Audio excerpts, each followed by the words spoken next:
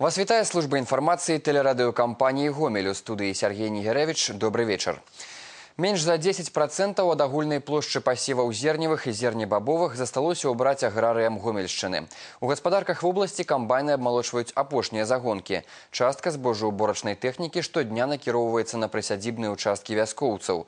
Згодна з аператыўнымі дадзенымі аблсельгасхарчу, на раніцу 9 жніўня у Гомельскай вобласці скошана і абмалочана каля 330 тысяч гектараў зерневых і зернебабовых культур. У бункернай вазе атрымана 936 тысяч тонн збожжа.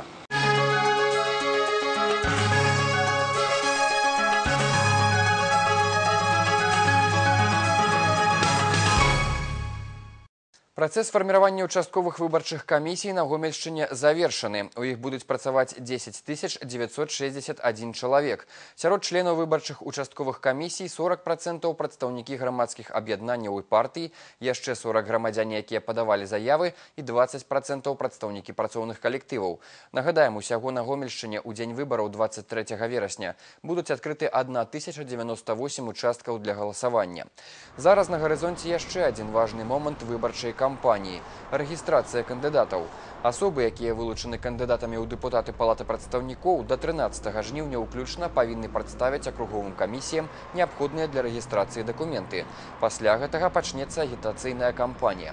Адна з навацый сённяшняй перадвыбарнай агітацыі – тэледэбаты. Як паведаміла падчас наведвання Гомеля старшыня цэнтр выбаркаму Лідія Ярмошына, арганізацыяй дэбатаў будуць займацца тэлерадыёкампаніі. И дебаты будут проходить по избирательным округам, а не целиком по области. Если там окажутся интересные персоналии, которые живо и интересно будут отвечать на вопросы, естественно, весь этот корабль, эта лодка под названием «Дебаты» поплывет очень живо и интересно для избирателей будет. Если это покажется скучным, неинтересным и бессодержательным, я думаю, избиратели потеряют к этому интерес. Рэгіянальная выязная нарада, арганізаваная абласным управленнем гандлю і паслуг, адбылася ў Светлагорску. Праблемы, якія сабралі ў адной зале мясцовых прадпрымальнікаў, прадстаўнікоў падатковых органаў, камітэта дзяржкантролю і іншых ведомстваў, не атрымліваецца вырашыць ужо доўгі час. Алексей Бруй працягне. Пытанняў у сферы гандлёвых паслуг за апошні час насамрэч накапілася нямала. Механізмы ўзаемадзеяння дзяржаўных і прыватных устаноў і арганізацый гандлю да канца ўсё яшчэ не адпрацаваныя. І хоць на Гомельшчыне зараз дзейнічае 154 кірмашы, больш чым дзе. Афіцыйна выручка ад гандлёвых кропак у нас самая нізкая па краіне.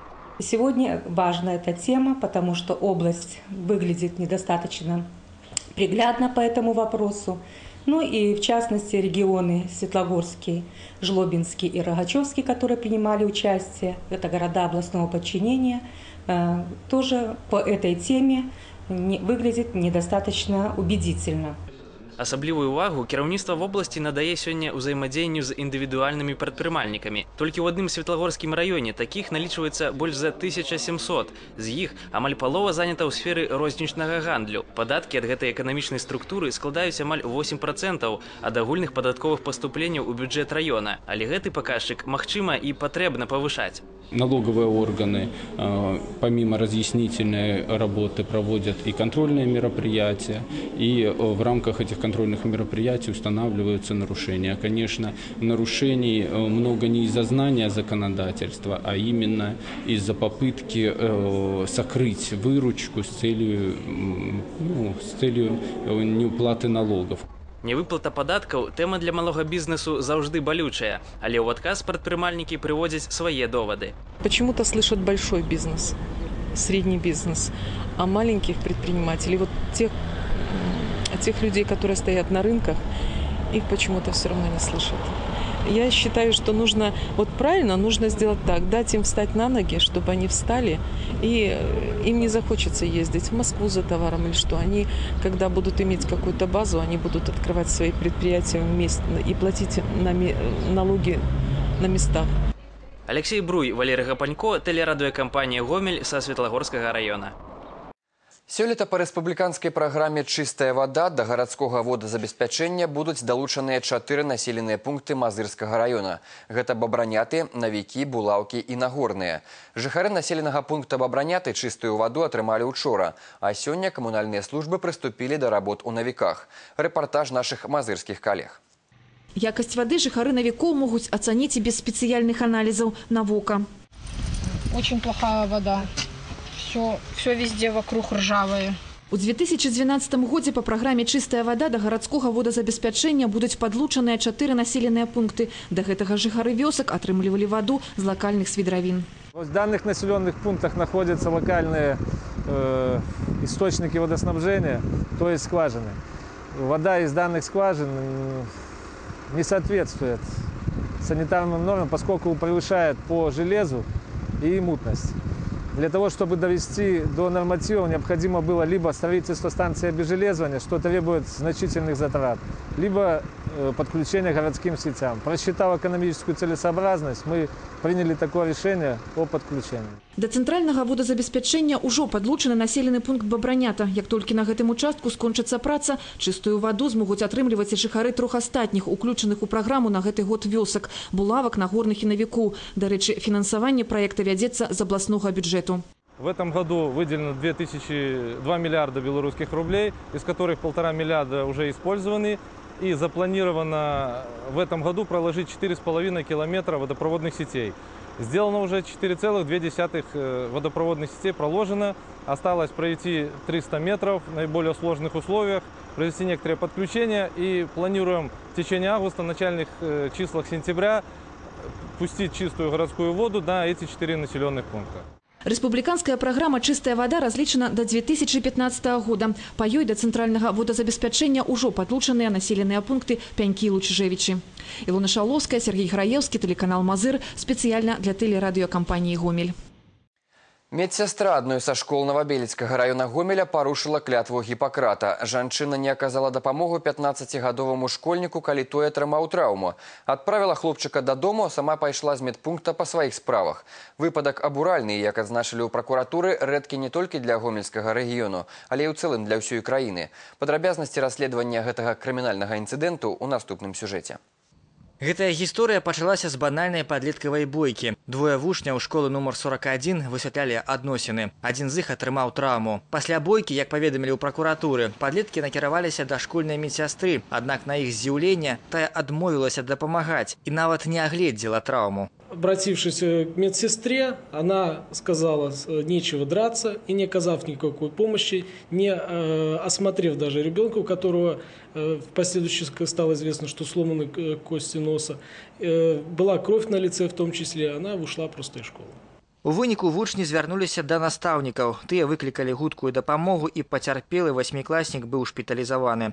Педагогаў такі учынак школьнай медсястры просто шакіраваў. У них были возрастные проблемы, которые не так страшны, как вот сам поступок врача, который давал клятву Гиппократа и который нарушил все возможные и невозможные инструкции и постановления Министерства здравоохранения по оказанию медицинской помощи. Па звароце бацькоў і выкладчыцкага саставу школы было пачата расследаванне, і ў выніку супраць медсястры за неаказанне першай медыцынскай дапамогі ў пракуратуры Новобелецкага района распачалі крымінальную справу. Первоначально она отрицала свою вину, высказывая всевозможные версии произошедшего, вплоть до того, что вообще факта такого не имело места.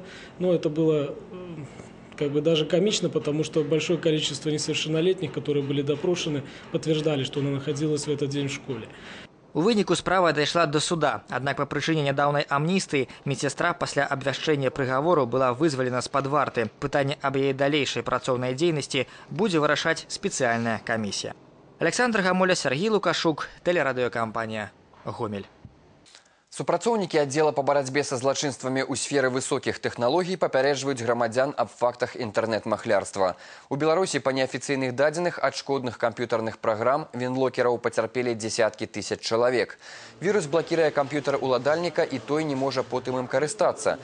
На маніторы з'яўляецца паведамленне, што камп'ютар заблакіраваны за наведванне порна-сайтаў і распаўсюджванне забароненай відэапрадукцыі. Каб аднавіць працу аперацыйнай сістэмы, трэба заплаціць штраф. Злачынцы, як правіла, робяць стаўку на тое, што праверыць факт наведвання такіх сайтаў проста немагчыма. Да таго ж, наўрад ці інтэрнэт-карыстальнікі звярнуцца з гэтай праблемай да спецыялістаў. На застаўцы шкоднай праграмы ў верхнім кутку размешчана абрэвіатура Міністэрства ўнутраных спраў Беларусі.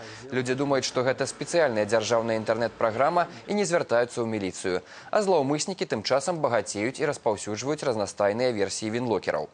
Яны бываюць розных відаў. Штрафы, якія прапаноўваюць заплаціць махляры па сістэме WebMoney, даходзяць до 800 тысяч беларускіх рублёў. Калі вы сталі ахвярай інтэрнэт-хакераў, то абавязкова трэба звярнуцца да праваахоўнікаў. Свой камп'ютар таксама не трэба давяряць майстрам, якія не маюць дакументаў на адпаведны від дзейнасці, бо яны самі могуць з'яўляцца распаўсюджвальнікамі шкодных программ. Вы всегда должны требовать у индивидуального предпринимателя лицензию и обязательно составлять договор об оказании услуги, чтобы в дальнейшем, если вам была внесена вредоносная программа, вы могли бы обратиться в тот же суд, чтобы вам возместили причиненный ущерб. Сёння ў палацы Румянцевых і Паскевічаў адкрылася персанальная выстава Владимира Дядкова «Ікона ў дрэве». Аўтар работ, гамяльчанін, займаецца разьбой па дрэве звыш 10 гадоў. У свой час хобі захапіла яго і больш таго стала прафесіяй. Аднак не цяжка здагадацца, што гэты від мастацтва патрабуе наяўнасці ў майстра асаблівых якасцяў характару, такіх як уседлівасць, цярпенне і карпатлівасць. Наведвальнікі выставы змогуць на практыцы ўпэўніцца ў тым, наколькі Владимир Дядков майстарскі перадае ў сваіх работах саму энергетыку дрэва. Найбольш падабаецца аўтару бяроза. Яна па тэкстуры лепш за ўсё падыходзіць для яго надзвычай тонкіх работ. І напрыканцы выпуску аб спорце. Сёння адбудзецца сустрэча ў адказ паміж Гомелем і Ливерпулем у рамках трэцяга кваліфікацыйнага раунду Лігі Еўропы.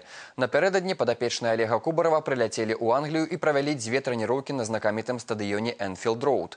І як стала вядома, літаральна некалькі гадзін таму тэлеканал «Беларусь-1» пакажа сустрэчу ў прамым эфіры. Бакі ўсё ж такі дасягнулі дамоўленасці адносна кошту трансляцыі. Сустрэча пачнецца ў 22 гадзіны па беларускім часе. Нагадаем, што ў першым матчы гамяльчане саступілі 0-1. Як паведамлялася раней, каманду пакінулі некалькі футбалістаў. У іх ліку Артур Лявіцкі, Алексей Тимошенко, Вадим Демидович і Вог Батьенчын. Тым часам падпісаны кантракты з малдаўскім паўабаронцам Ігорам Цыгырлашам і эстонцам Александром Дмітраевым. Але па рэгламенце розыгрышу Лігі Еўропы гэтыя футбалісты не дапамогуць Гомелю ў паядынку супраць Ливерпуля. І на гэтым наш вечарні выпуск завершаны. У студыі тэлерадыёкампаніі «Гомель» працаваў Сергей Нігерэвіч. Добрых вам навінаў і да сустрэчы ў эфіры.